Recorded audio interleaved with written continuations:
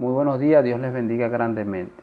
En este momento vamos a comenzar con la exposición de nuestro trabajo de investigación, que fue realizado por el pastor Abraham Morillo y por mi persona, el pastor Damaso Acosta, y lleva como título un análisis bíblico, teológico e histórico de la justificación por la fe. En este trabajo queremos resaltar si la justificación es declarativa o es efectiva, si nos declara justo o nos hace justo, y también ver cuál es la posición de la Iglesia Adventista en la década de los años 70. En ese sentido, quiero compartir con ustedes un concepto de justificación. Dice, en general, el término justificación en su uso teológico es el acto divino por el cual Dios declara justo al pecador penitente o lo considera justo. Si vamos al Antiguo Testamento, podemos ver que se efectuó la justificación. En el libro de Génesis encontramos en el capítulo 3, versículo 21, y dice, Jehová Dios hizo para el hombre y su mujer túnicas de pieles y los vistió. Sabemos que ellos desobedecieron, comieron del árbol, pecaron y merecían la muerte, porque la paga del pecado es la muerte. Pero Dios, en su inmenso amor, tenía un plan preparado para salvarlos. Por eso hacen un sacrificio del cordero y les da estas vestiduras para que ellos puedan cubrirse. Y entonces en ese momento ellos merecían morir, pero muere el cordero en lugar de ellos. Y aquí vemos un ejemplo de que Dios declara justo al pecador que se arrepiente. También podemos ver que la justificación se manifestó en los patriarcas. La carta a los Santiago, el capítulo 2, versículo 23, dice, y se cumplió la escritura que dice, Abraham creyó a Dios y eso le fue contado por justicia, por lo cual fue llamado amigo de Dios. Vemos aquí que el padre de la fe fue Abraham. Él también creía en la justificación que Dios hace a través de su Hijo amado Jesús. Y vemos que donde él habitaba, sencillamente construía un altar y ofrecía holocaustos a Dios, y de esa manera adoraba a Dios. También vemos en el pueblo de Israel la justificación que se manifestaba en el santuario. Dice, el penitente llevaba un cordero y al sacerdote y confesaba sus pecados sobre el cordero, que representaba a Cristo.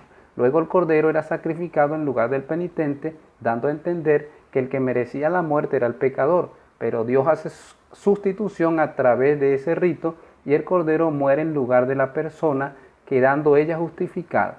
Y aquí se prefiguraba lo que Cristo haría en un tiempo futuro.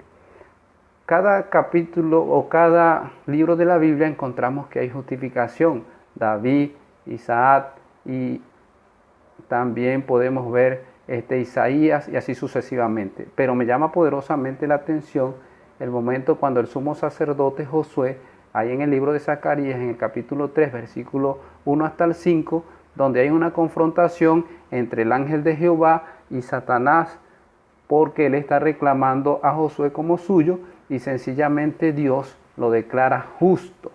Manda a los que están ahí a que le quiten las vestiduras viles que representan al pecado y le pongan un turbante limpio en su cabeza.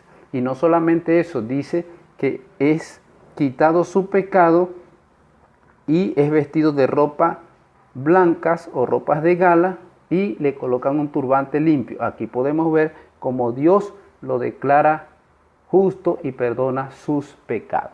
También es importante ver que todo lo que se prefiguraba en el Antiguo Testamento se manifiesta ahora de forma literal en el Nuevo Testamento. En el Nuevo Testamento también hay justificación, y hago referencia al libro de Juan, el capítulo 3, versículo 16, que dice, porque de tal manera amó Dios al mundo que ha dado su Hijo unigénito, para que todo aquel que en él crea no se pierda, mas tenga vida eterna.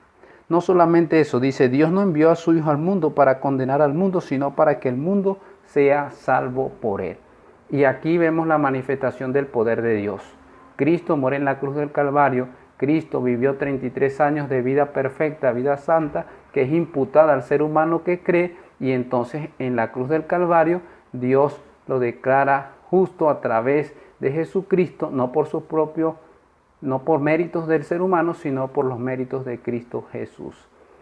De esta manera vemos cómo Dios manifiesta su amor sobre los seres humanos. Ahora en este momento le doy el pase a mi amigo y compañero, el pastor Abraham Morillo, para que él continúe con la exposición. Seguido con el texto de San Juan 3:16, podemos referirnos a Mateo 22, 1 al 14, donde se presenta la parábola de la fiesta de boda. Prácticamente dice Teología de Fundamento de Nuestra Fe, en la página 134, nos presenta que la figura de la vestidura en Zacarías tiene afinidad con las enseñanzas de Jesús sobre el vestido de boda. El objetivo o el fin es estar apropiadamente ataviado para el banquete de bodas del rey. Y prácticamente eso es una ilustración terrenal relacionada con la entrada al reino de los cielos. Y se necesita un vestido de boda, prácticamente. Ahora, si hacemos una connotación judicial, la palabra justificación viene del vocablo griego dikaios, que significa, su significado primario tiene una connotación judicial y se usa para referirse al veredicto de un juez y cuando éste pronuncia una sentencia favorable prácticamente. Ahora, significa exactamente lo opuesto a la condenación. Los escritores del Nuevo Testamento usaron estas palabras para expresar otro ángulo de la obra redentora de Cristo para referirse al acto judicial de Dios, en virtud del cual, o en base de la obra y los méritos de Cristo, declara que el pecador no está más bajo la condenación de la ley, sino que ha sido restaurado plenamente al favor divino. Si seguimos analizando la justificación según Pablo, de las 39 veces que el verbo justificar aparece en el Nuevo Testamento, 29 pertenecen a las cartas o a las epístolas expresadas de Pablo. Como ocurre prácticamente con las 2 veces que aparece el sustantivo correspondiente dikaiosis. Ahí precisamente en Romanos 4:25 y 5:18. Esto refleja el hecho de que de los escritores neotestamentarios solamente Pablo toma como elemento básico de su soteriología el concepto de la justificación. Para Pablo, la justificación es la acción de Dios de remitir los pecados de los hombres culpables y considerarlos justos gratuitamente por su gracia, mediante la fe en Cristo, sobre la base no de sus propias obras, sino de la obediencia a la ley y el derramamiento redentor de su sangre por parte del Señor Jesucristo, en representación de ellos. Así que para las partes de esta que estamos analizando, la doctrina paulina de la justificación es un modo característico de formular la verdad central del Evangelio de que Dios perdona a los pecadores que creen en Él.